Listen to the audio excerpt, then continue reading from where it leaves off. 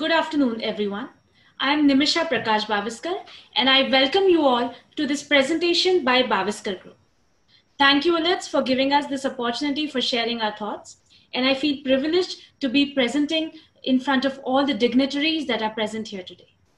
Due to the COVID-19 pandemic and the lockdown situation, our country's economy has been declining. And different people from different sectors have been coming up with different demands to the government and for solutions to revive our economy. But today we are trying to present a different set of demands, which will create a win-win situation for everyone and also help us revive our economy. Our presentation, that is Time is Money, will help us to understand what is the importance of time in the housing sector. The housing sector poses two categories of challenges to any organization working in the field. One is the company-specific challenges, and the other category is the challenges and issues that are arising due to the housing policies and rules and regulations. Achieving a coordination between these policies and the ground reality will help in their smooth implementation and also in achieving goals and missions like Housing for All by 2022, which was announced by our Honorable Prime Minister. This can be done through coherent policies and regulations in the housing sector. And for this coordination, Baviskar Group has always tried to put in their best efforts to come up with innovative solutions and suggestions. As a part of the same program, Mr. Prakash Baviskar, who is the MD and Chairman of Baviskar Group and holds an extensive experience and research, has presented many policy suggestions for the housing sector. In the year 2013-14, Mr. Baviskar had submitted his detailed study report on the demand and supply of housing, along with the usefulness of his innovative concept of builder societies promoter to the Government of India and including Housing Minister, PMAY Mission Director Shri Sanjeev Kumar Sir, and the Secretary of MUPA.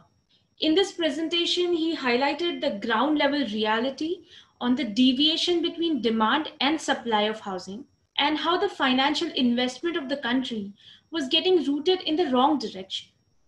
He also presented a demand for an authority to track the status of a housing project with respect to its approvals and single window clearance. And as an acknowledgement of his efforts, the then central government had appointed him as a state member of Monitoring and Sanctioning Committee of Rajiv Awas Yojana. And keeping in mind the Housing for All mission, in the year 2018's Affordable Housing Summit, Baviskar Group had presented some ground zero solutions for Housing for All by 2022. And the government policies related to land zoning and the changes required in these policies were also presented. Baviskar Group has always believed in the motto of delivering homes and not a profit priority.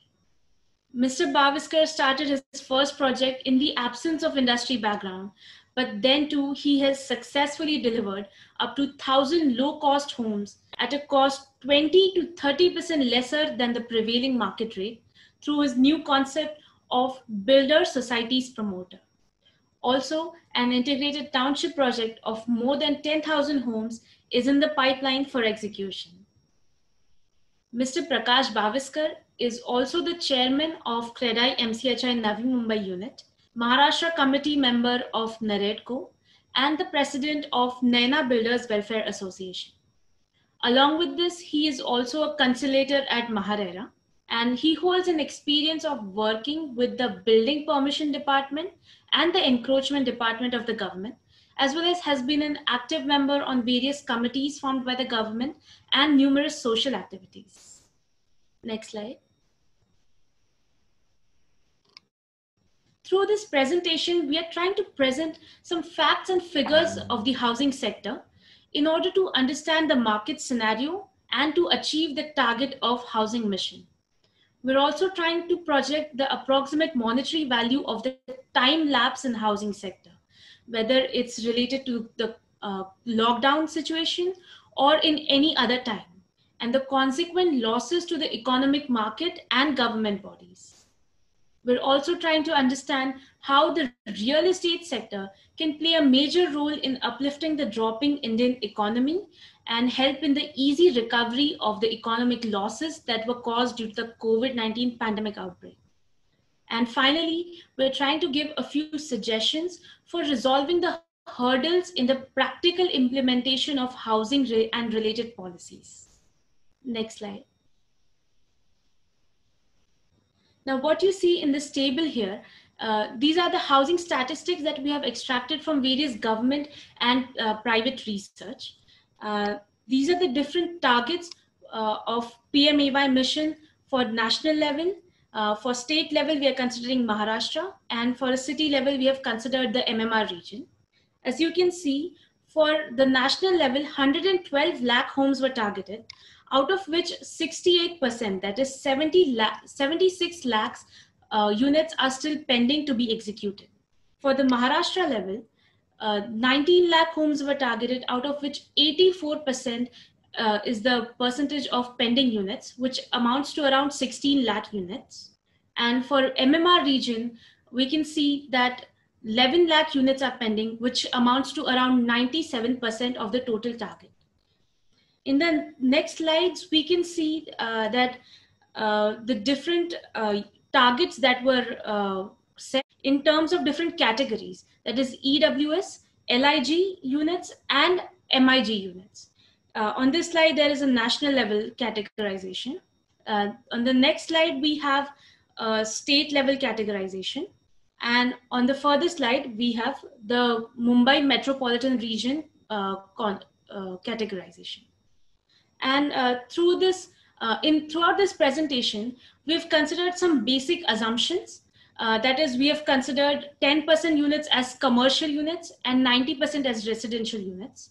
And for the costs, we have considered for EWS as 5 lakhs. For LIG, we have considered 12 lakhs. And for MIG, we have considered 50 lakhs. And these are subject to fluctuations as per the project areas or the location, the prevailing land rates, construction rates, and so on. So let's move further. Now, I would like to request Ms. Yogita Bajarnia to further continue with the presentation. Thank you, Nimisha, for taking us through the background of the subject. Now on, I, Yogita Sriram Bajarnia, would like to highlight some really important facts, figures, and interesting analysis of the housing sector. So, an extension to the assumptions of our study reports, we see probable funds generated from a project as a revenue are divided into 3 major categories, as the benefits to the government or administrative bodies that accounts to the 29%, which includes the central government as well as the state government. The central government, which takes up 17% of the share, has the GST and the income taxes under it. Whereas the state government, which takes up 11% of the share of the project revenue, has the stamp duties, registration, project government approvals, premiums, and labor cess, etc. Further, the benefits going on to the financial institutions from the housing sector project has amounts to the 1%, which goes to the banks and BFCs through customer finance in the form of like insurances, bank guarantees, and interest on loans. Under the third category, the benefits going on to the ancillary industries from the housing sector project is an umbrella for 250 plus ancillary industries, which has the direct and indirect expenses for the construction cost, marketing, brokerage, infra cost, site overheads, innumerous consultants, legal, architects, planners, technical services, green building management, operations, maintenance, and last but not the least, the project proponent profit, which entirely amounts to 70% of the project revenue share. So here we see the role of a housing sector, how it drives the innumerous other related sectors. So here when we talk about the benefit distribution, that is the potential funds generated from a housing project, we divided it into a 3 level categories. At the national level, at the state level, and at the MMR level. So at the national level, we have the detailed table for the projection of the number of housing units, the costing of the cost of the housing units generated, and further how this potential funds are divided into the government under the heads of the government, financial institutions, and ancillary industries. Same is this for the Maharashtra level. And then we move on to the MMR level. Yeah. So while going on to the into the intensive study of the potential funds to the government at the state level, we see that while generating 16,32,000 homes, the revenue generated is almost 2 lakh crores, and which amounts to 56,000 crores as a potential funds to the government sector. Further, the funds going on into the government scale, we have divided them into the central government and the state government heads. The central government accommodating 17% of the project revenue, whereas the state government taking up almost 11% of the project revenue, totaling to 29%. That is a major share of the project revenue moving into the government departments.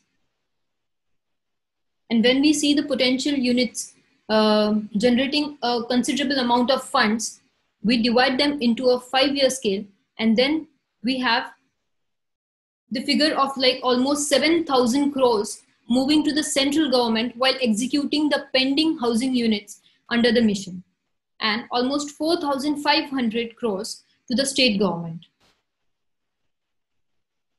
So to the entire statistics of the housing sector in India at national, state, and MMR level, we have come up with some unique solutions for achieving the targets of the housing. Housing sector forms a major driver of infinite other primary, secondary, and tertiary industries. And the already existing lag in the industry was further entrenched due to lockdown. Thus, it was loss of time which brought greater losses to the potential funds to the government as well. Further, it is clearly seen from the entire information presented here that the time getting slipped in the process of development of houses, thus huge financial losses are generated due to this loss of time. These major losses are borne by central government, state government, local authorities, as well as the concerned project proponent.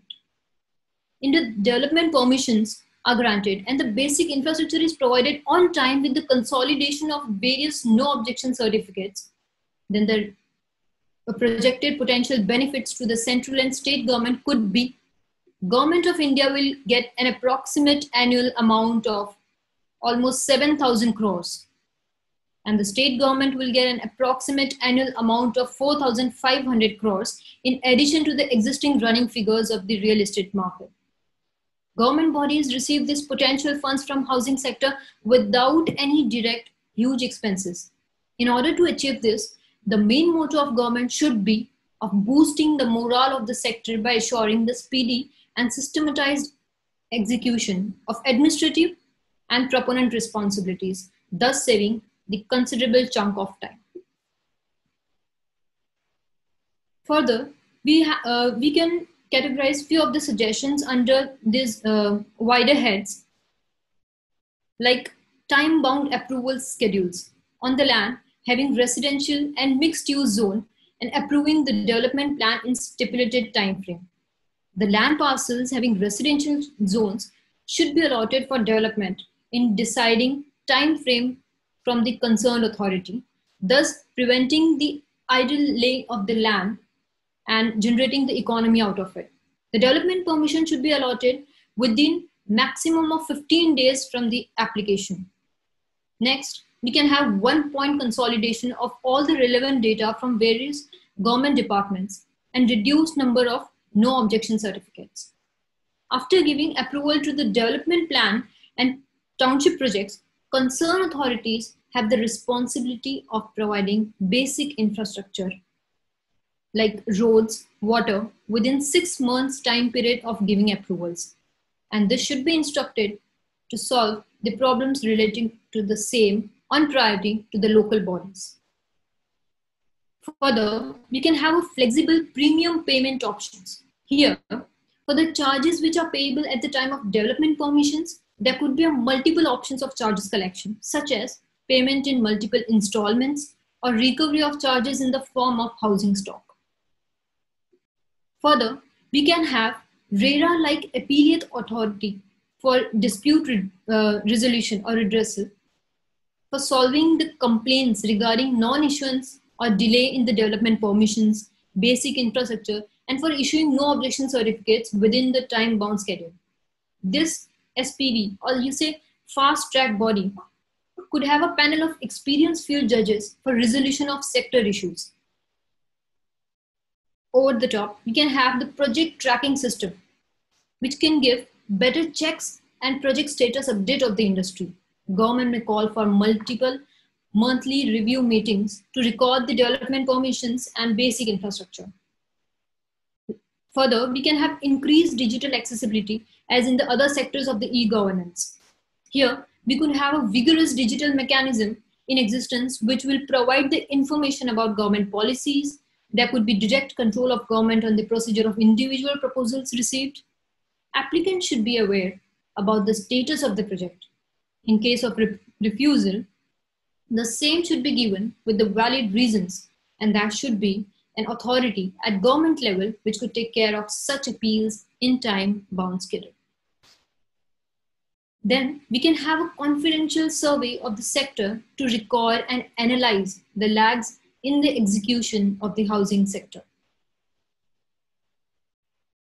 Thus, we can say the efficient execution of housing sector on a shorter time scale will help in increasing the fund generation to government and private sector in shorter time period post-pandemic.